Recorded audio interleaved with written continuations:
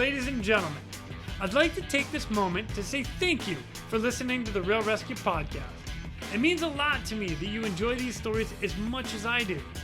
Since the start of this podcast, we've had a lot of support from all over the world. It has been amazing. Now, we have companies joining our team that also want to say thank you for all that you are doing out there standing the watch. These companies are offering discounts on their products as a way to support the rescue community and those tuning into the Real ResQ podcast. Just go to therealresq.com, click on sponsors, and see these incredible offers for yourself. This episode of the Real ResQ podcast is brought to you by Breeze Eastern, the world's only dedicated helicopter hoist and winch provider. ASTerisk, because when lives are at stake and conditions are challenging, clear communication is of the utmost importance. SR3 Rescue Concepts, because you don't know what you don't know. And VersaLifts. To be your best, you need to squat your best. Breeze Eastern. They dedicate themselves to our helicopter rescue world. Since the very first helicopter rescue in November of 1945, Breeze Eastern has designed and manufactured superior rescue hoist solutions. While much of the technology and the unique mission requirements have changed over the past 75 years, their commitment to the rescuers, the operators, and those being rescued has not. Contact them today by visiting them at breeze-eastern.com. The ASTerisk PNG wireless ICS system can bring cutting-edge wireless intercommunication system technology to any aircraft.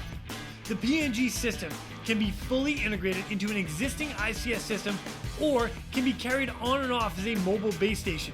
They can go anywhere at any time on any aircraft. Plus, with the strongest and most robust waterproof handheld in the market, this system can take a hit and keep working. Their wireless intercom systems are designed to enhance situational awareness through improved communication capability. This system brings superior noise canceling technology to eliminate rotor wash and engine noise from your ICS. The ASTerisk PNG wireless system is currently deployed in more than 1,800 public safety, air ambulance, and search and rescue aircraft worldwide. I have personally used the ASTerisk system in 4 different countries and on 5 different airframes. It is awesome. If you want more information, contact them today at ASTerisk.com. That's AXNES.com. You just make sure you tell them Quinny sent me. SR3 Rescue Concepts is a training company that can help your helicopter training. They train daytime, nighttime, aerial firefighting, hoist, long line, fast rope, rappel, and more. They can assist your program with standardization and safety checks or just an FAA annual refresher. With the certified flight instructor pilots and experienced crew, they are ready to help your agency keep up to date with current techniques, rules, regulations, and equipment. Plus, right now, SR3 is offering 10% off anything in their web store with the promo code, all capital letters, Real ResQ, REALRESQ. Plus, they are offering another 10% from their partners Petzl and their equipment. All you got to do is send an email to info@sr3rescueconcepts.com. Mention this podcast, the Real ResQ podcast, and they'll take care of the rest. And VersaLifts. When you're at the gym working on your squats, building your leg strength for the next rescue mission, depth matters. If you're like me, getting below parallel on your squats is tough. Well, allow me to introduce VersaLifts heel inserts. These gems have become one of my new favorite accessories in my gym bag. Simply place them into your regular training shoe, either on top or underneath the insole, and bam! You've got a heel lift benefit of a weightlifting shoe, but the comfort and flexibility of your regular trainers. So the next time your workout just has heavy squats, grab your V2 strength inserts. Or how about a run, pull up, push up, air squat, and another run? Grab your V2 endurance insert. Or my own personal workout of running, clusters, and ring muscle ups. Grab your original V2 inserts and go crush it. Check them out today at vlifts.com or on Instagram at Versalift. And when you're ready to get a few pair of your own, make sure you get your 10% off with the Real ResQ discount code. Squat well, friends. In this episode, we are joined by a few sailors from our U.S. Navy. These guys put together a training that revolved around rescue, multiple people. It was insane. We get a full debrief from these guys coming up next. But before we get into that, we got to do a little disclaimer. So the Department of Defense disclaimer: the view and opinions presented are those of the speaker and do not necessarily represent the views of the DoD or its components. Now, with that out of the way, I'd like to please welcome our next guest, Mr. Todd, Cory, and Ryan from the United States Navy. My name is Jason Quinn. I am United States Coast Guard Rescue Swimmer number 500. These are my rescues and rescues from those of us that put our lives on the line every day so others may live. This is the Real ResQ Podcast.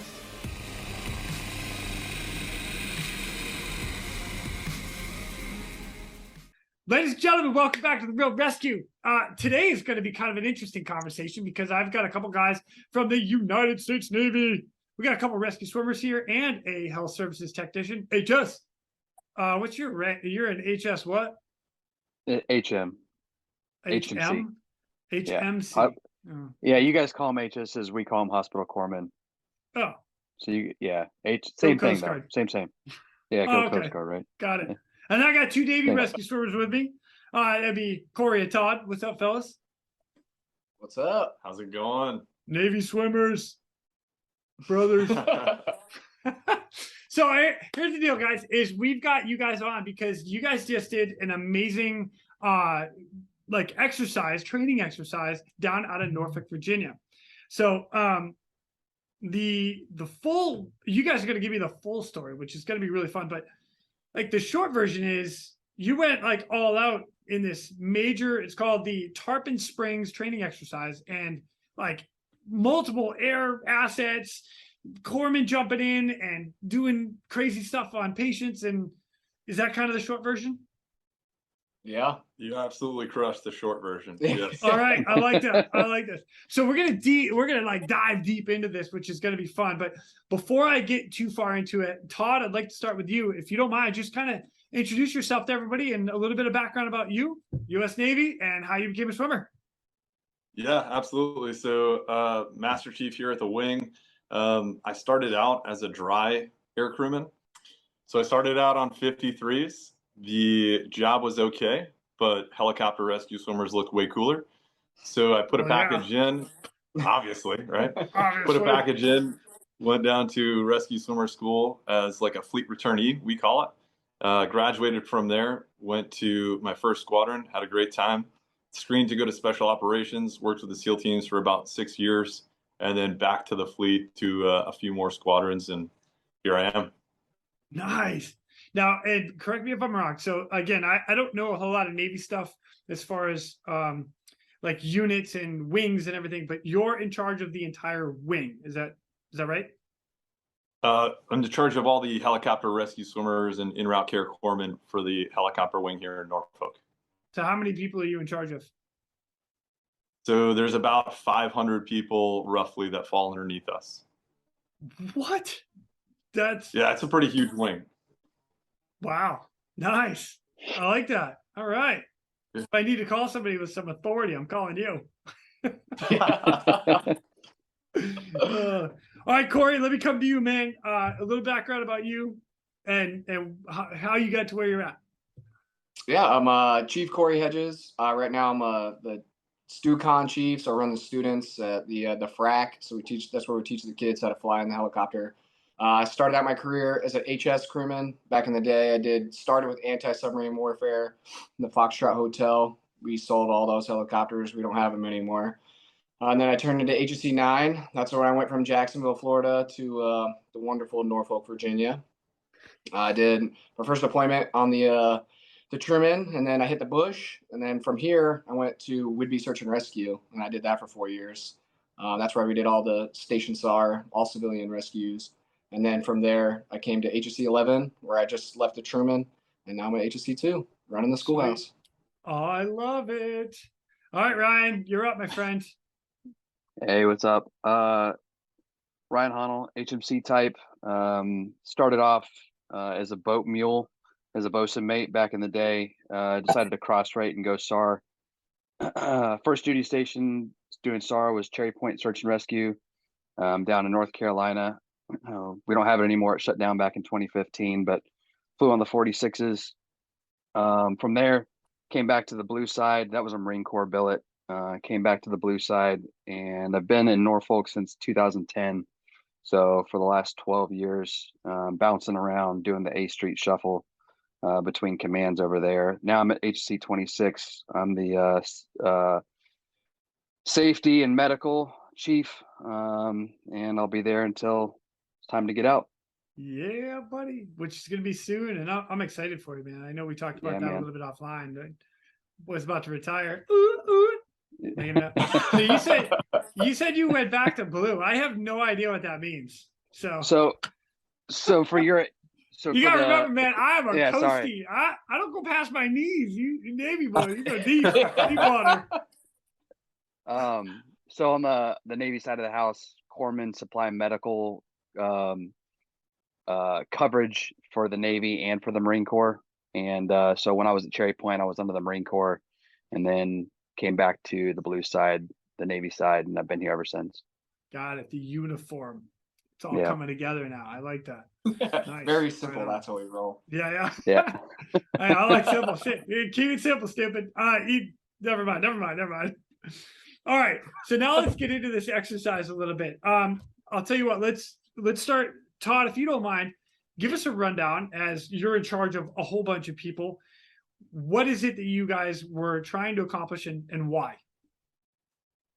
Yeah, so we originally started this exercise as like a Hatter Disca preparation exercise. So humanitarian disaster relief type of mission set that we get tasked with every hurricane season. We found that right.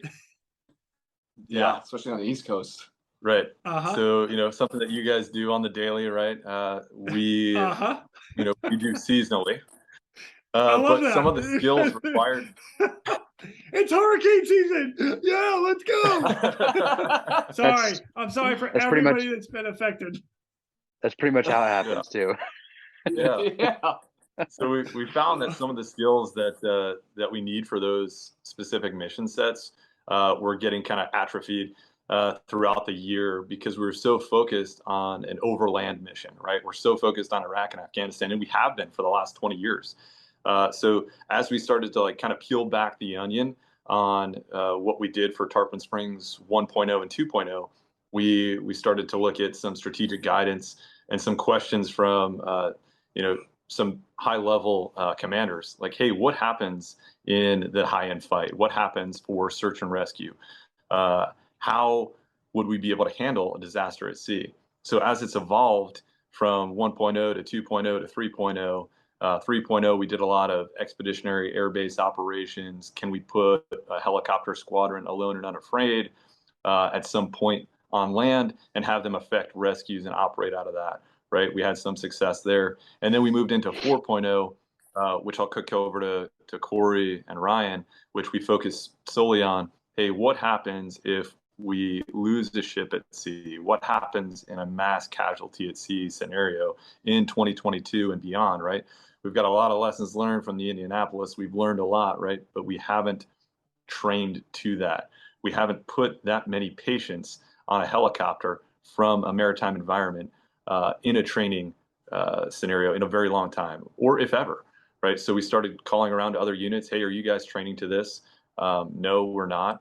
We're training to this in a limited scope, right? Picking up one survivor here, one survivor there, and then simulating a bunch or simulating a downed pilot. But no one was training specifically to this with helicopters. So we decided, like, hey, let's tackle this.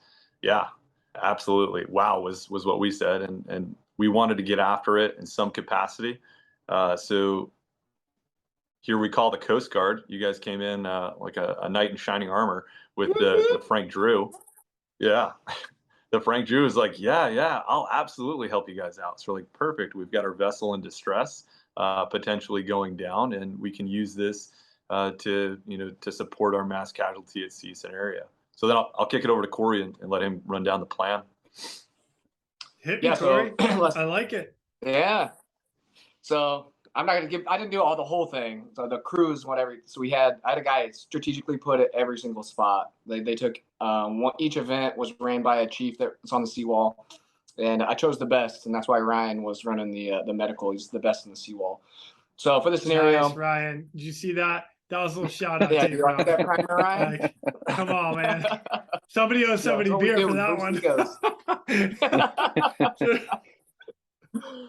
So for the so initially when we started the planning phase, the wing and Todd, they were like, hey, we want to focus in on the maritime environment, talking about the future fight, what could potentially happen in the future. And he said, so mass cas over water and medical treatment is what we want you to get after. So originally the plan was mass cas over water, but as the plan evolved, it turned into a lot more. So the initial event was, well, I guess in the brief, we gave the flight crews a very minimum brief of exactly what was going to happen. It was basically just an overview, just for their planning and what we would have in a normal mission. Hey, this is potentially what could happen. We basically said there could be some stuff over land, there could be some stuff over water, and there's probably going to be some medical transport at the end, which encompasses basically any possible rescue that you could have. So as the day of the event kickoff, unfortunately, there was a little bit of weather that rolled in. But we had flight crews fight the weather, which again is very common on the East Coast and very common to rescues because people usually don't get hurt on flat land when it's beautiful outside. It's a nice, sunny, hot day. It's always the worst day to take off in a rescue, and you guys know that. They don't call it DoD assets unless nobody else can go. So that was also a good gift from the man up above to give us another challenging feature for the event. So event one, flight crews took off from the seawall and they flew out to one of our expeditionary bases, which is about 30, 45 miles away. On location, we had set up, we call it the primer event because we knew they were going to be doing hoisting over a ship, over the vessel in the water. So this one was just to encompass overland live hoist. So on station, they saw a patient. We had boxes spray painted into the ground. So the dummy survivor is on location. Flight crews had to locate the survivor, hoist their rescuer down, assess the patient, which was just a dummy. For their primer, they hoisted 25 feet, and then they hoisted at 50 feet, 75 feet, and 100 feet of the dummy. And then they moved the dummy in between the squares to show their proficiency and to test their skills at precision hoisting and moving a patient via wire. And then during that event, they used all of our equipment. So they used the rescue basket, they used the litter, they used the strop. So they used all of our equipment just as, again, as a primer for the main event coming. And then once they were complete with that event, flight crews gave them a thumbs up, and that's when the fun actually began. So after the event, immediately following that final drop of the patient in the last square, a radio call came over the net saying, vessel in distress, vessel in distress. They didn't know what vessel, though they had an idea of what it was going to be. They had an idea of a general location where the ship could possibly be. But that's when they got the information that there was, in fact, a vessel in distress and it was needing a United States Navy asset. So they left from location, went over to near Fisherman's Island, which is about a 40, 50-mile transit. Once they got to Fisherman's Island, they located the vessel. It wasn't the only Coast Guard vessel on scene, which got, nice. Again, a good primer because when they got there, it was good training. They had to figure out, was it the big Coast Guard cutter that was there or was it the smaller buoy tender, which was cool because they had to then utilize communication skills. There was a few wrenches thrown in during the event and prepping. We were actually testing some new radios for the Navy. So we were testing out new frequencies, which again was cool because is better than is equal to us that comms is always a problem in every single mission. Always.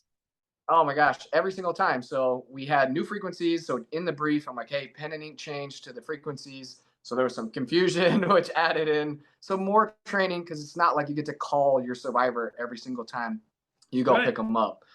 So that was pretty neat. It was good debrief points. Flight crews were like, "Hey man, we need the frequencies before we go." I'm like, "Well, it doesn't always work out like that."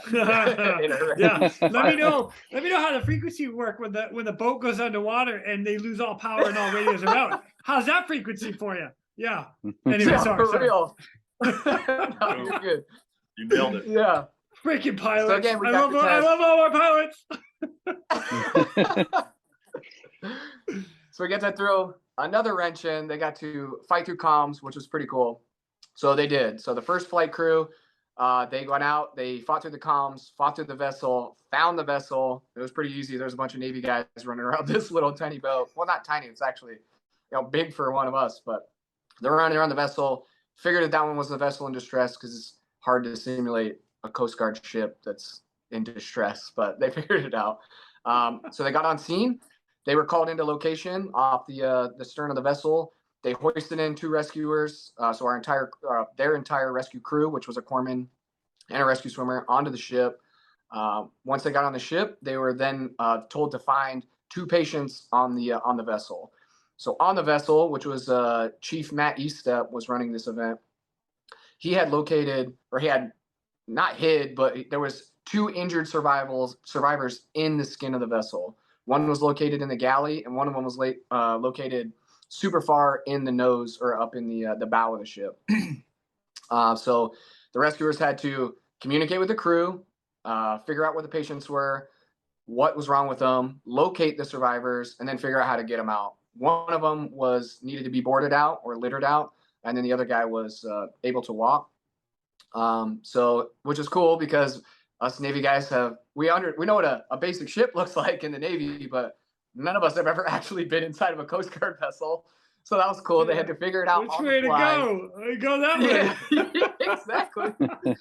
So the debrief from the crew was, if it wasn't for the helpfulness of the crew, which would happen, obviously there'd probably be a little bit more smoke and flames and a lot more chaos happening. But they had to utilize, again, their communication skills of on scene. Hey, what's happening? Where do I go? They located the survivors and got them out. So once the 2 survivors inside the vessel were outside, they were then hoisted off. So then we threw in another wrench to the scenario where as soon as the last basketed survivor was leaving the skin of the vessel, abandoned ship was called with a 5MC. Abandoned ship. 5 Navy sailors, rescue swimmers, jumped off the side of the vessel into the water, which then turned it into a mass gas over water. So chaos all around. It was awesome. So CRM, ORM for the flight crews it had to be on point, and it's why we were very minimal in our brief and exactly what we were going to be requiring the flight crews to do, because we were really testing not only like their physical abilities not just the aircraft with them, but also their mental ability of how they could withstand the ORM and CRM within the crew. And that's kind of like the information that we were really trying to gain throughout the whole mission is, where are we at in headset? Like, is it the gear that's affecting us? Is it the assets that are affecting us? Or is it literally us? So we had to take a deep dive within ourselves, which was cool. We got really good feedback from the crew of exactly what they learned from the event. But again, now we have, you want to go? Yeah, and just jumping in real quick. So going from the skin of the ship to having the survivors get called overboard in that mass casualty, we were kind of thinking like, hey, how long is it going to take for us to arrive on scene for a ship that's hit with a torpedo, right? And then how long is it going to take for that ship to sink? So we looked at the Indianapolis. It took 12 minutes, right, for the ship to completely sink. So we're thinking in this time to recover both of these survivors that were within the skin of the ship. Now the ship is really taking on water, and now it's sinking. So now how do you respond quickly to, hey, we've got a couple people off. Now, boom, next iteration, get these guys that are abandoning ship. Wow. Oh, I like that. Yeah, that's cool. Yeah, so then the flight crews were then told, well, obviously they saw with their own eyes, hey, just so you guys know that there's people abandoning ship. They're literally jumping over the side. So I imagine the comms within the crew where they thought they were done, to come to find out that they're not done. So they started plucking survivors out of the water. It was awesome. The immediate action, helicopter back and left, crew back on the bird, and then they went right to work. It was great. They deployed the rescue swimmer, assessed all 5 survivors. For our safety vessel, we actually utilized the Frank Drews boat rescue swimmer. So a Coast Guard swimmer was on station, just to making sure we're doing everything all right. Nice. Plucked all 5 dudes out of the water, and then from there, that's when all the medical started. We did medical transport, so in-flight medical care all the way to location, and that's where we set Ryan set up this crazy medical event where we had players from all over, and if you saw the pictures that I sent you, I did, which they'll awesome. be posted so on Instagram, as long as that's okay with you guys. Yeah, absolutely. And all right, cool. So everyone's listening, they kind of get the idea, the picture for this. So the Frank Drew simulated in the middle of the ocean, and now insert Ryan, who's going to be like the lily pad ship in between the ship that was in distress and now the next level of medical care, right? So picture like a big carrier, or maybe like a flat top gator of some kind. And that's where Ryan's team came in, and this was like the staging area before we get them to the next level of care. Wow. All right, Ryan. So actually, let me back up. I'm going to get to you, Ryan. I promise. Yep. So you launched out how many air crew in? Was it 2 pilots, 1 rescue swimmer, and 1 corpsman? So total of 4 in the aircraft. So that's your crew getting launched out. 5. Well, 5. We have a rescue crew chief as well. For that first iteration, they had 6. They had 4 crewmen in the back. Oh yeah. Right. So that was one of the things that we allowed the crews to determine, since they got a very baseline information of exactly what they were going to get. I said, build your own flight crews. If you want to bring an extra rescue swimmer, bring them. If you want to bring an extra litter, bring it. It's totally up to you. And that was another, drawback point for Debrief is what equipment we're going to bring and what their flight crew was. So the first crew actually determined they wanted to bring an extra guy. Interesting. Well, that's good. And that's not normally in my world, whether even a Coast Guard or civilian. It's very rare that I'm allowed, or I have the option to bring another guy. Like sometimes you can, but like just slim pickings. Like, oh, nobody else is on duty, nobody else is around, so we can't do that. But I like that. Okay, so you got 6 guys going out. Yep, go ahead. No, I was going to say that's something we've been experimenting with, because again, that hasn't been in our repertoire either. We haven't even considered the fact of using a second swimmer. But as we kind of pull the string on some of these larger scenarios at sea, we're like, hey, how could we utilize another swimmer? How could we,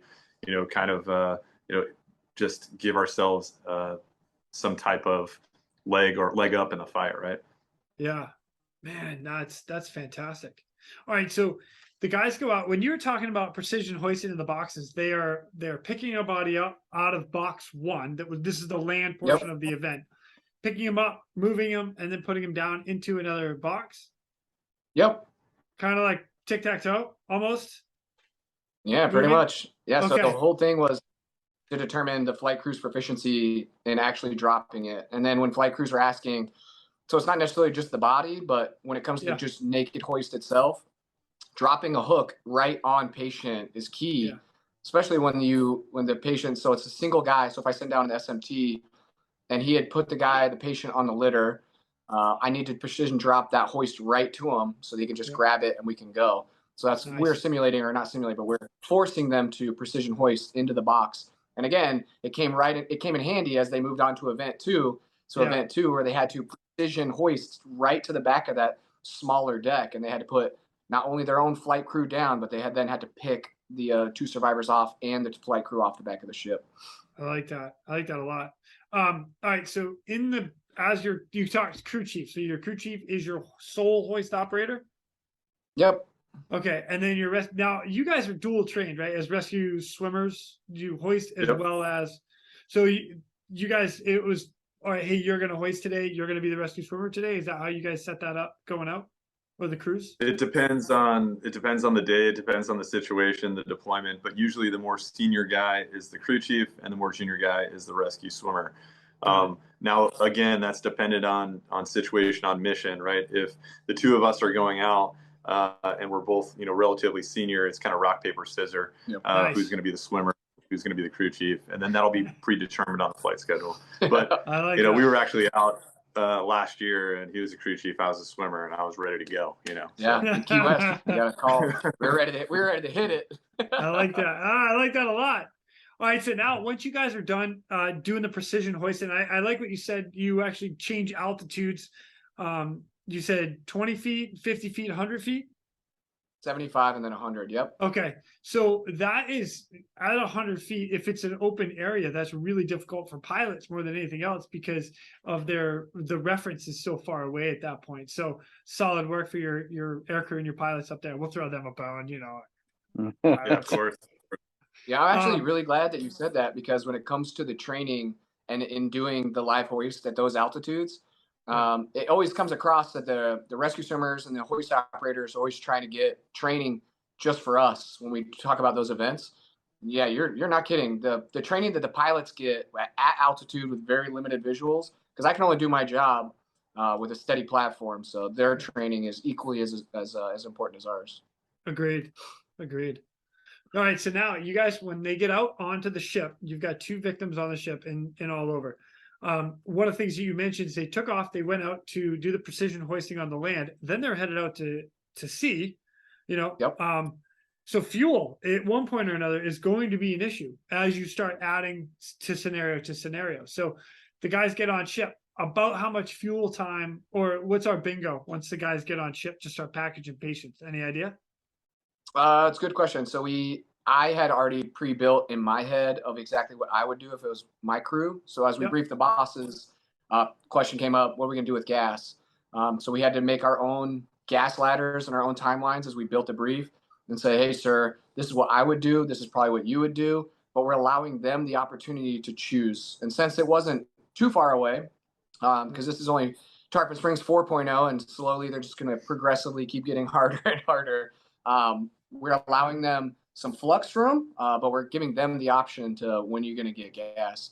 So on station, they should have had about 2.0 left because it was only about an hour of precision hoisting training, and then they had a 2.0 mission on the ship. Okay. So now they get out to the ship. They finish the hoist. Now we call abandoned ship. You got guys in the water, and now they have to go into the next scenario of pulling 5 people in the water. Now, what some people don't understand, you guys are flying the Seahawk, right? Yep. Yeah, so that's an H-60. It's got a decent sized cabin in the back. However, once you add a guy in a litter to the inside of the cabin and then a basket, I don't know if you guys do you have the collapsible basket or is it the rigid basket? Collapsible? Yep. Rigid. Collapsible. Yep. Collapsible. Okay, Coast Guard uses the rigid. So collapsible basket makes it a little easier because then you can collapse it down, make it a little smaller, and kind of put it in the corner of the bird somewhere. But now you've got a guy in a litter and then a guy that you just pulled out of a basket. And now you're telling me you've got 5 more people in the water that you got to go get. And 4 other crewmen that are with you. Holy shit, that's a packed friggin' cabin. Okay. And keep in mind, they didn't anticipate that they would have to pick these people up out of the water. So now you're like, hey, I've got my cabin perfectly set up with both my patients. We're ready to go. The SMT has all of his medical equipment rigged. Yeah. He's ready to go. He's like, all right, we're perfect. We're set. We're ready to go. And it's like, boom, no, you're not. So, oh, he hates you. Oh, his shit's gonna get wet. Every bandage he pulled out, like, oh. Dude, I know I would hate you. I'd be like, what is bullshit? That's awesome. All right, so let's total number in the back. So you got 5, 6, 7, 8, 9, 10. You got 11 guys in the back of the aircraft, and then you've got your 2 pilots. Oh my gosh! So you're pulling some power, and you have no room to work. Like that's a great scenario. I really like that scenario. Okay. Now I'm going to come to Ryan. So now they're flying to you, Ryan. You've got now you've got a helicopter, and I get you. Do you have? All right, let's paint the picture first. What do you have? How did you set up your scenario? All right, so my scenario was set up like Todd had alluded to kind of mimic the lily pad, whether that be like an LHD or a carrier, whatever. But that was the concept. That was the idea that we were going for. So we were using HM-15's line. They have that's a 53 squadron. They have a hangar, and then to the left or the right of the hangar, depending on where you're looking at it, they have another hangar which is smaller. It's more like a massive garage. It has a roll-up door that faces the flight line, and we used that. So they cleared out the entire hangar. It was I don't even know how, maybe what do you guys think? Like 200 feet by 200 feet. It's pretty big. And what we had done was 10,000 square feet.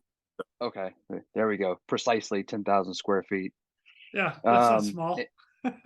Nope. And then we had used 2nd Med Battalion. They were playing. They'd sent 10 corpsmen over, and we had the Sim Center from Naval Hospital Portsmouth come. So the Sim Center was there to help with. We had dummies, robotics, moulage, the whole 9 yards, and that was the Sim Center's forte, was to help get the patient presentation looking good.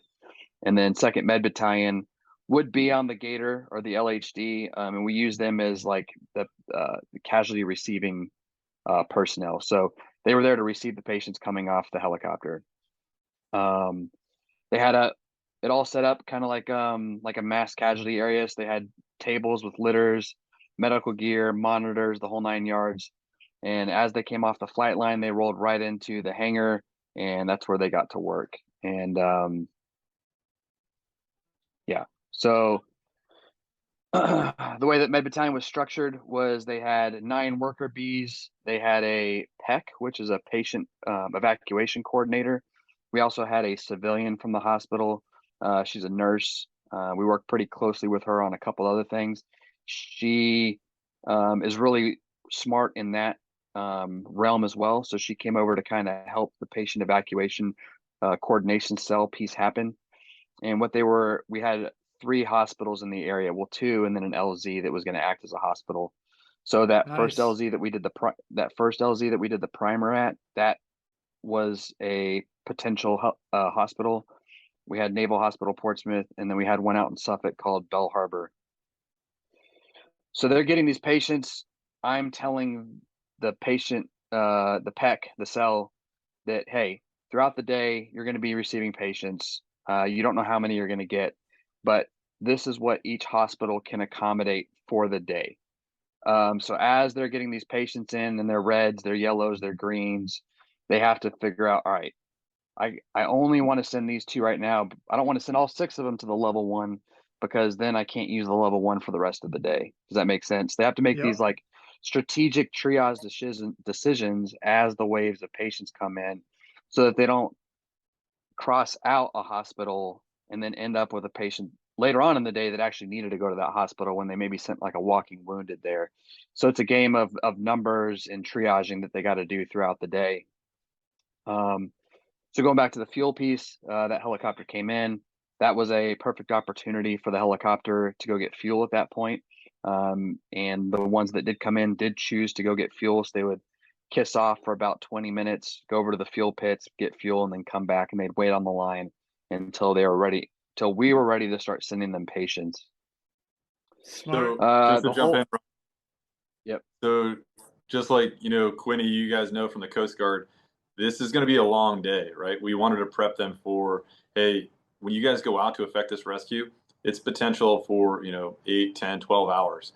So the time that they had on the ship was then translated into this lily pad option, where they're going to sit on deck and wait for Ryan's team to make that decision and to figure out, like, hey, what patient needs to go where. And these guys are just sitting there and they're waiting, and they've got the rescue crew chief, the swimmer, and the SMT inside the ship at this point, kind of assisting with 2nd Med Battalion and figuring out, like, hey, what's the game plan, relaying it to the pilots. Hey, this is what we recommend, and this is the hospital that we have to go to next. Wow. Oh, man, I'm liking this more and more. Okay. I like it. So we had 7 patients for each iteration. They're pre-staged, essentially. So when the patients got off of the helicopter, the casualties got off of the helicopter, they were in wetsuits. They'd been in the water for a while. I had 7 patients already moulaged and standing by to take the place of the people that just came off the aircraft. Right. So as soon as they came off the aircraft, these 7 guys, yeah. So as soon as they came off the helicopter, they went over to the side of the hangar, and 7 more came around, and they're like, oh, boom, there you go, there's your patients. And for the first iteration, we had 5 live survivors that were moulaged. I mean, you name it, broken bones, penetrating trauma. We had one guy with his eyeball hanging out. And then we had 2 robotics with cut suits. And I don't know if you're familiar with those.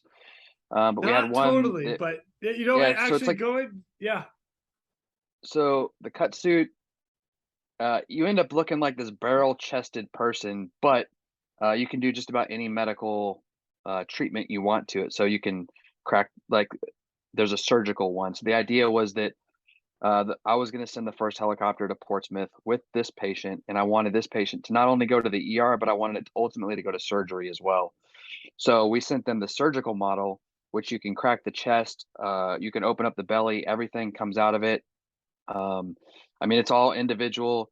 So I gave that patient a liver laceration, which is why he needed to go to surgery, because that From was the like only a place that was going to fix. penetrating wound or something, or That patient was set up from blunt force trauma, so he'd fell or something, and had a liver laceration. So, so Sim Center, props to them. We use them all the time for pretty much every SAR, Tarpon Springs, SAR medical technician event. We use them for just about everything. Those guys are money, and they make my job much easier, because then I don't have to really worry about setting up the presentation piece. They take care of that, and it all works together. So that first iteration had 5 live patients and 2 dummies. We were a little bit short on time, because Cory alluded to the weather, and it had kind of set the event back just a little bit. I think they actually had some maintenance issues, but every event's built with the ability to flex left and right for time. So we leave some slop time in there, so that if we need to elongate one event, we can, or if we need to shorten one event, we have that to be able to try to stay on time windows. So my event needed to get shifted to the consolidated a little bit, so I had to make everybody work a little bit quicker to get the patients back out. So I think the aircraft went and spent about 20 minutes in the fuel pit, and by the time they got back, we were pretty much ready to start loading patients back onto the aircraft. So like I said, for the first one, we were sending them to Naval Hospital Portsmouth. So I really wanted to send Portsmouth a curveball. So what we did was I sent 3 patients via air, and I sent 2 via ground, but I didn't tell them back when we were coordinating this event they were going to get any patients via ground. So they had an ambulance show up to the bay about 5 minutes after the helicopter had brought 3 critical patients into the ER as well. So they got slammed with 5 patients all at the same time. oh my god! So this was like, not I've only seen to the give, ER doc. What the? What is what? yeah, Somebody with some Um, like eagles or something on their uniform is like, no, get out. Get out. so the 2 that came by ground were like walking wounded. They had like broken wrist or arm or something like that. Nothing crazy. They were ambulatory. They got on the ambulance. It was a duty van, and then they went there and they got dropped off at the ER, walked in. Like I said, and the helicopter had already shown up. And then, so I let the PEC, the patient evacuation coordination cell, tell me where each patient was going. And then I had already had preset landing times for each event. So regardless of what they told me and where the patients were going, I would tell the helicopter, hey, you're going to Portsmouth. Hey, you're going to Bell Oh, Harbor. nice. Hey, Okay. you're going to LZ Tides. Just for to remove some of the variables, because Portsmouth is still an operating hospital. They can't just necessarily stop all operations to accommodate us, so it was easier to keep them on a specific window, Yeah. which is what we did. So for the role players, they were giving me what they wanted to do, and they assumed that everything's going where they want to, and that I was dictating otherwise. So does that make sense? Yeah, Yeah. totally. And then we'd rinse and repeat, until the whole Tarpon Springs evolution was completed. You guys, Yeah. this is freaking awesome.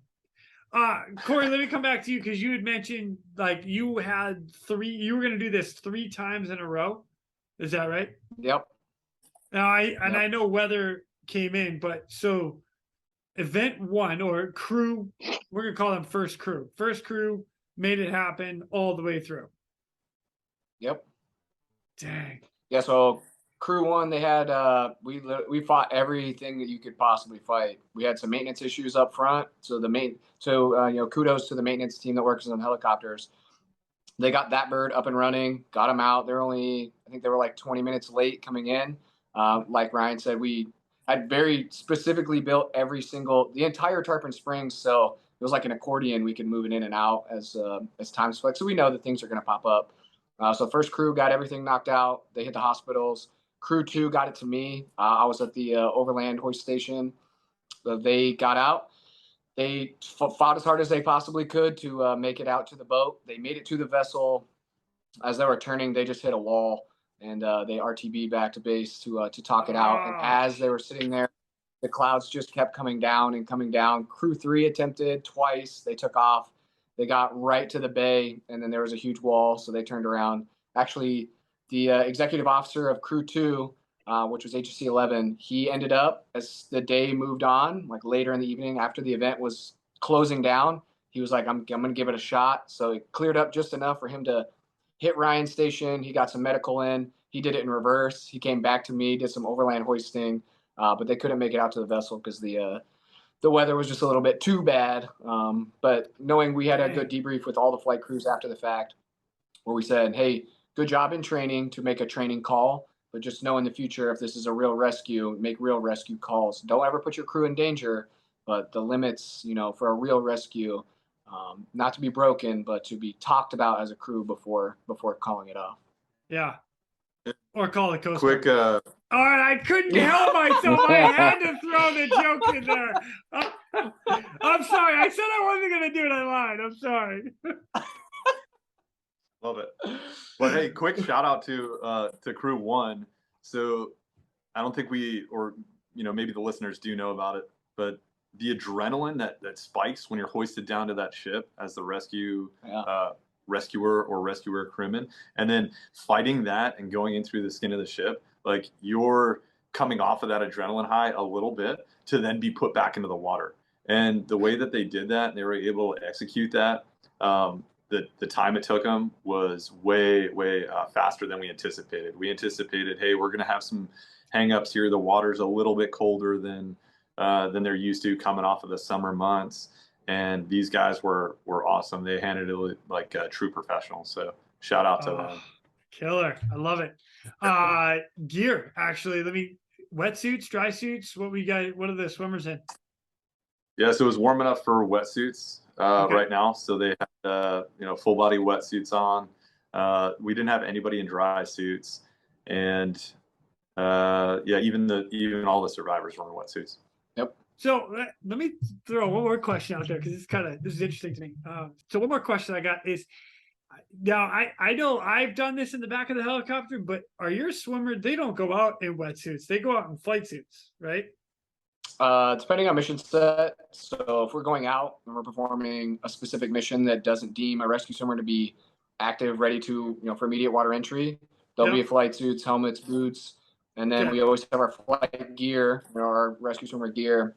So as soon as the call gets hit, just like, I guess, unlike you guys, they have to strip down in flight suits, be ready for immediate water entry. Oh, we do too. That within 30 seconds. Yeah. Oh, yeah. Then did those guys have to do that? Did they have to these guys go prepped because these guys were prepped. They knew that they were going on a SAR. So for future events, they'll be talking where they're operating from. So they knew that they were already in the rescue swimmer environment. So they were launching knowing they were getting a SAR. Next time they're going to be launching possibly not knowing that they're going on a SAR. Nice. I like that. Man, wow. I'm blown away. That is an amazing training exercise. I'm loving it. All right, so now you've finished this amazing exercise, and you got to have a debrief at the end. So some of your lessons that you've learned, and more importantly, like what you're going to change for the next exercise that you're going to put together. So let's start with the debrief of what did we learn. So we'll start right from the beginning. As far as we already know, communications was absolute horrendous, as always. It's like that's always going to be there. Always. That is never going to stop ever. But go right for, like each section of it. Like, what would you debrief and how would you change it or make it better? So you want to hit the initial points? Yeah. So I'll say so our idea for precision hoisting event 1 was a primer. I do like the primer, and we were just getting the crews ready. We knew that they're going to be doing something very dynamic moving forward. I think next time we're going to be adding a little bit more, or potentially, I don't want to give all of our secrets away because it is the next event's coming. But so we don't like just, that. I know we're in the Navy, we don't necessarily always operate over water. That's our future fight. That's what we're training to. But know that all of my rescues but one is all over land. So we're going to implement some overland search and rescue just to work on their ground skills, medical skills, hoisting in and out of the trees. It is a skill we have, but it's a skill that's very easily lost if you don't train to it. So something like that we're going to be working in. I would say lessons learned specifically for this event was, one, getting the assets early. Man, you guys the Frank Drew was freaking awesome. We've used them twice. We're going to be moving forward. So we've always had one vessel. We're talking about the vessels get bigger. Is there more than one vessel? Is there more than 5 people in the water? That is going to be the future fight. We already talked about having 7 people in the cabin is already hard enough.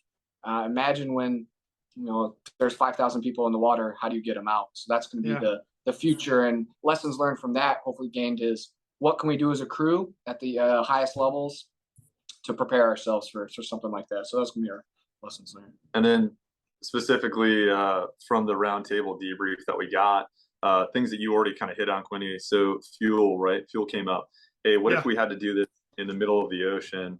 How do we set up? Do we prepare flights for the next iteration with 2 aux tanks in the back, which is a way that we're configured to fly? And then if we did that, if we had 2 aux tanks in the back, would we be able to take that many survivors, that many patients on board? Right. So for those that don't know, the aux tanks sit in the like the back part of the cabin. They actually take up almost 2 or 3 feet in the cabin space. So that removes that area of putting patients. Oh, yeah. Geez. Yeah. So that was a big point that we're going to take into the next iteration that we do. Something that came up as well. Hey, what if there's more than the number of survivors that we have? Currently, I don't know about the Coast Guard, but we have 1 life raft on board, right? So if we're going to enter this environment where we anticipate losing a ship or a ship in distress, do we take multiple life rafts, right? And do we kick multiple life rafts out? And what does that look like? And we don't really have any TTPs developed for multiple life rafts. So that's kind of something that we're looking into as well. And then the third big takeaway that we had, like Ryan alluded to before, this crew was stacked, right? This was the dream team as far as qualifications and capacity, right? We had excess swimmer, we had SMT.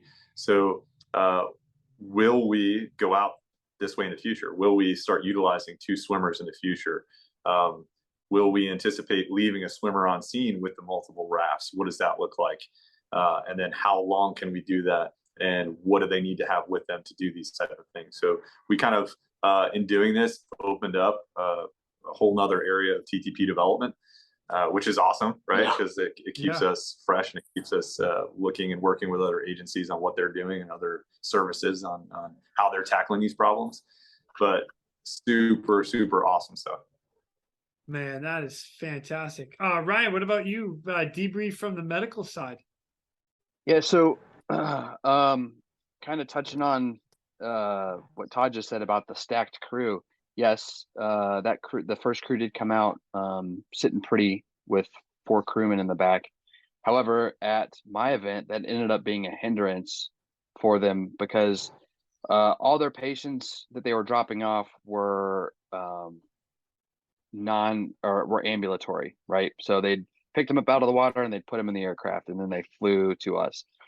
When I was reconfiguring the aircraft to load these patients up, they were all litter bound. So they had 4 crewmen in the back. Their basket was still there. Like they were not ready to receive 2 to 3 litter bound patients. Things that I talked to them about later on was that, hey, like this is in effect a amphib or a carrier, right? Like if you need to take stuff off, like you need to take that basket off, you need to take a swimmer off, you need to take 2 swimmers off. Like this aircraft is now, it's done the SAR. This aircraft net is now configured to do en route care to a hospital. So you need to think about, if this is what you were doing in the future, how do I make this happen? Like we don't have to take all 4 crewmen. We don't have to take the basket. We don't need to take the SAR litter because everybody's already loaded. So you can start shit canning gear to make this work, because I mean they were sardines in there. Seats were the gunner seats were up, the patients' heads were underneath them. They had like the landing strip of space right in between the 2 litters, and they got like 4 people like on their tiptoes, like all huddled up trying to make this happen. I'm like, you're not gonna be able to even do patient care this way. So like that was a huge debrief point for them, was remain flexible, be able to reconfigure your aircraft, and if you need to get rid of crewmen at that point, like cool, get rid of the people that aren't going to provide added value to what your next phase of care is going to be. And that was a big one. Man, I like that. Nice. Anything from the receiving facilities, like from them, as far as like what you brought into them? So Portsmouth, like I said, we ended up sending them 5 patients.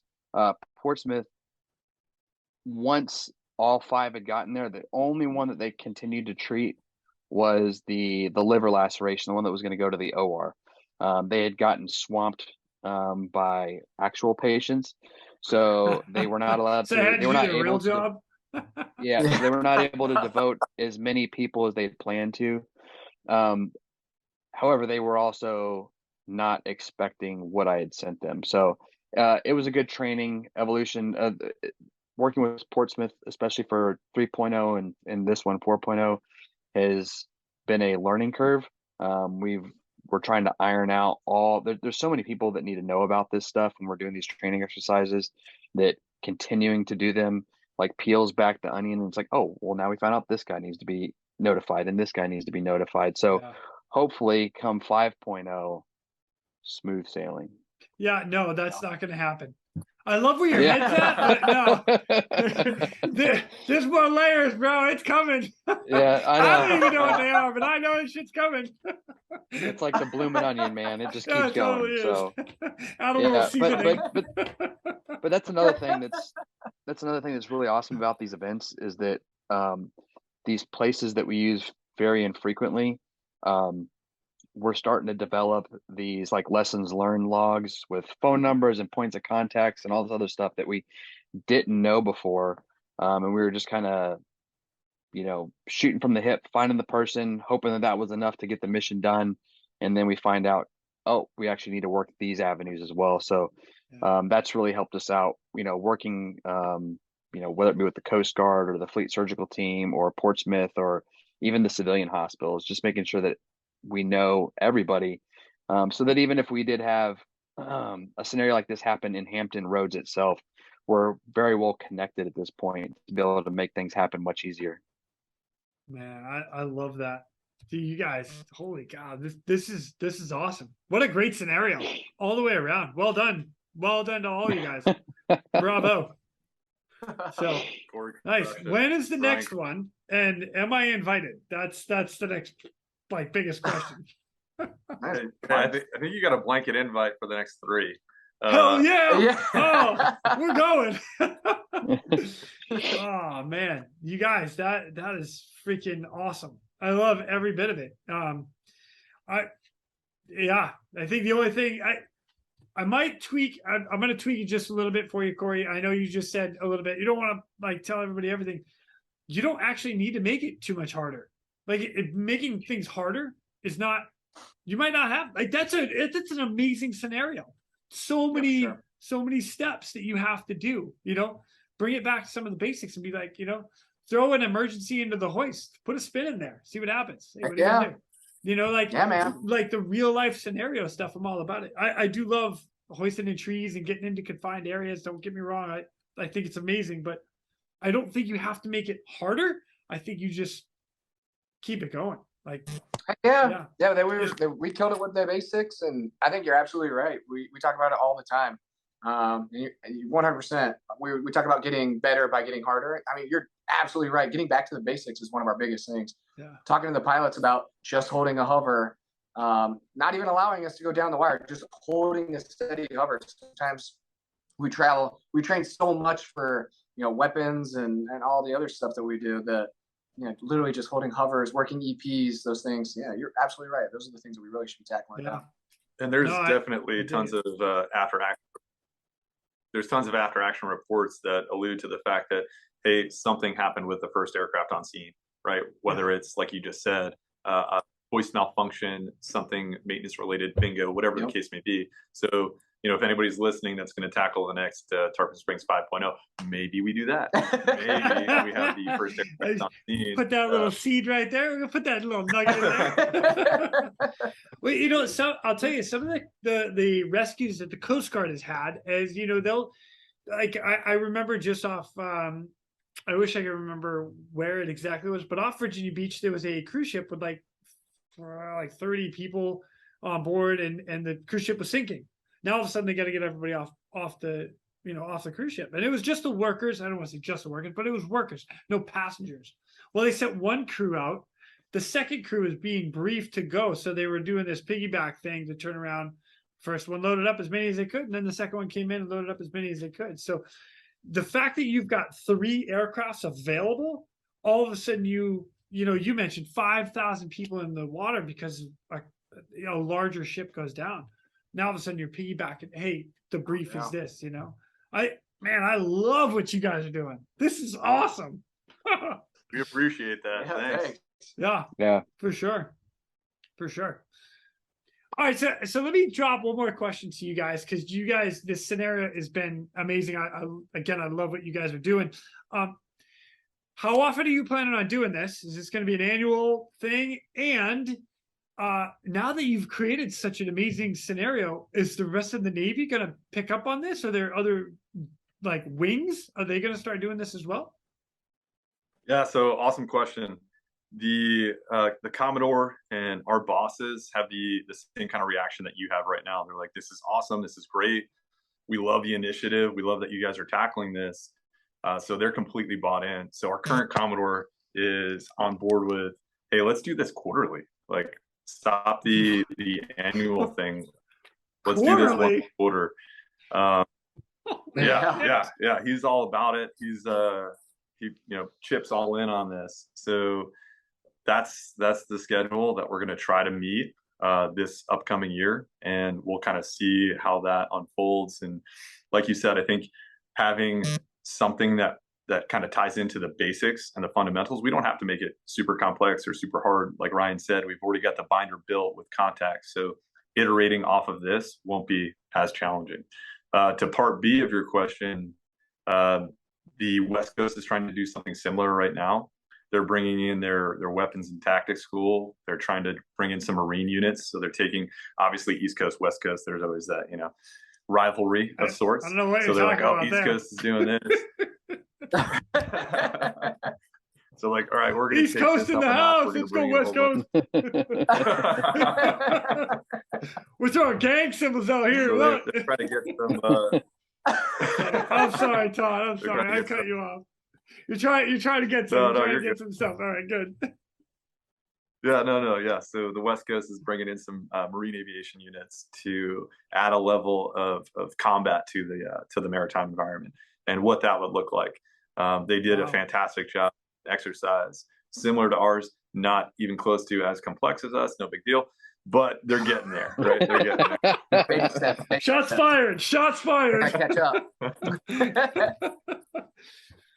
But on a serious note, as we prepare and as we look at the high-end fight and what that looks like for us, I think it's super important for everybody in the military to start looking at the maritime environment, focus on that. And are we ready? And what do we need to do to get ready? And start asking these questions to ourselves and start asking these questions to our crews.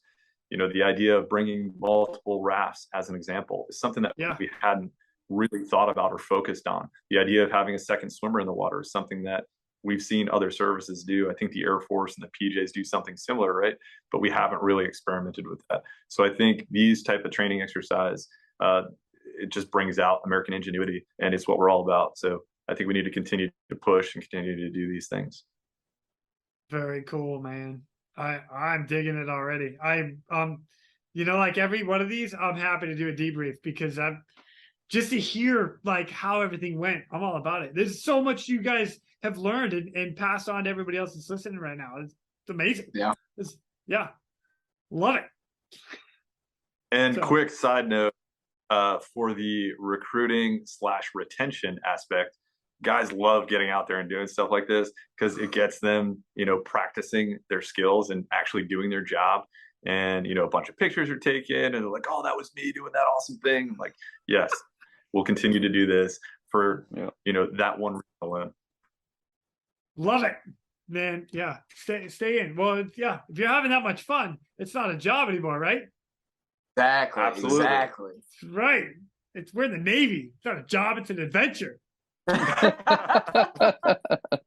Oh, sorry. I got to throw the Navy jokes in there from time to time just because I can. You got it. Oh, man. Gentlemen, this was an absolute pleasure to have you guys on. The debrief has been amazing. Thank you so much for sharing the intel that what you guys did. And I really, really look forward to hearing what you guys are going to come up with in the future. So you just give me a call when you're ready to go. All right. And prior to, so I can try to book airline tickets to get down there to be part of it. Yeah, Absolutely. we got to do this face to face for sure. Thank you Yeah. so much for having us on. Yeah, Sure. appreciate it, dude. Oh, it was my pleasure. Until next time, with that, ladies and gentlemen, we are out of here. Thank you for tuning in. We hope you enjoyed this episode of the Real ResQ podcast. Please take a minute to like, subscribe, and hit that share button.